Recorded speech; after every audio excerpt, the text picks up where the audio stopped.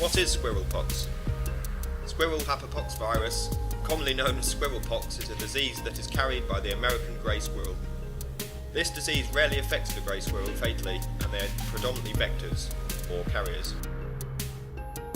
Where did it come from? In the 1980s, squirrel pox was detected in southeastern UK, and how it got there remaining relatively unknown, apart from the fact that grey squirrels originate in the east of North America. The red squirrel, native to the UK, can catch and spread the disease also, but is unfortunately fatally affected. The disease has since spread across the UK and caused massive declines in the population of red squirrels. Along with this rampantly spreading virus, destruction of habitats and grey squirrel competition, the red squirrel's numbers are now as few as 150,000, compared to the grey squirrel having boomed into the millions. Red squirrel decline causes massive issues for conservation, as emerging infectious diseases, or EIDs, impact population and species, which can in turn impact species competition, decrease biodiversity and lead to extinctions. The red squirrel now only resides in the north of England and Scotland, and squirrel strongholds have been set up in an attempt to slow and prevent the spread of a highly infectious disease. One such stronghold is on the Isle of Arran, a perfect spot for its lack of grey squirrels, and its woodland with a mix of high and low connectivity between local patches is ideal to study the impact of habitat connectivity on the spread of squirrel pox. A shows the distribution of woodland, B shows the density of squirrel population on the Isle of Arran. Mathematical models were developed to examine the impact of squirrel pox on the population of red squirrels on the Isle of Arran, which is a complex landscape with a variety of habitat types. By considering many disease parameters, they found they could draw more general conclusions on how landscapes interact with diseases to determine the spread and persistence of squirrel pox.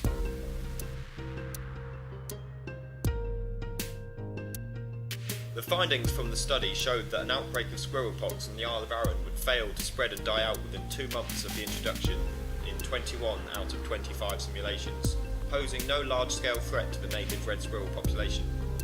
In 4 out of 25 simulations there was limited spread to other areas, but the disease still died out within 6 months. In all scenarios, the decline of population due to disease is very small.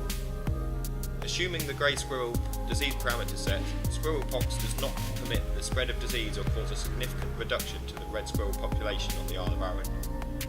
This is because of the low transmissibility and severe harmfulness of the disease, along with the low densities of red squirrels on the isle. It does not allow the disease to reproduce and spread effectively enough. The spread of disease is also found to be influenced by the passage of infection through poor quality corridors that connect good quality habitats.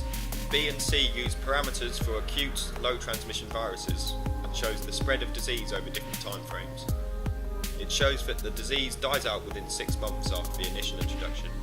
B, C, E and F model uses parameters for acute high transmission viruses and shows the spread of disease over different time frames, and that the disease prevails for a longer time but will still die out in the end. From the modelling of the transmission of squirrel pox, conclusions can be made that an accurate, highly transmissible disease is predicted to spread quickly enough with high mortality rates, but will not sustain itself in the long term.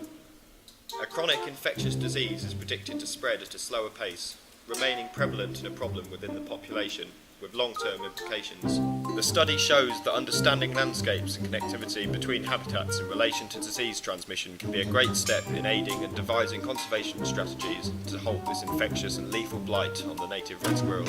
By using such models and working with communities to create more reserves and strongholds for red squirrels, and controlling the numbers of grey squirrels in certain areas, the numbers of these beautiful animals can be increased and preserved in Britain's wildlife for years to come.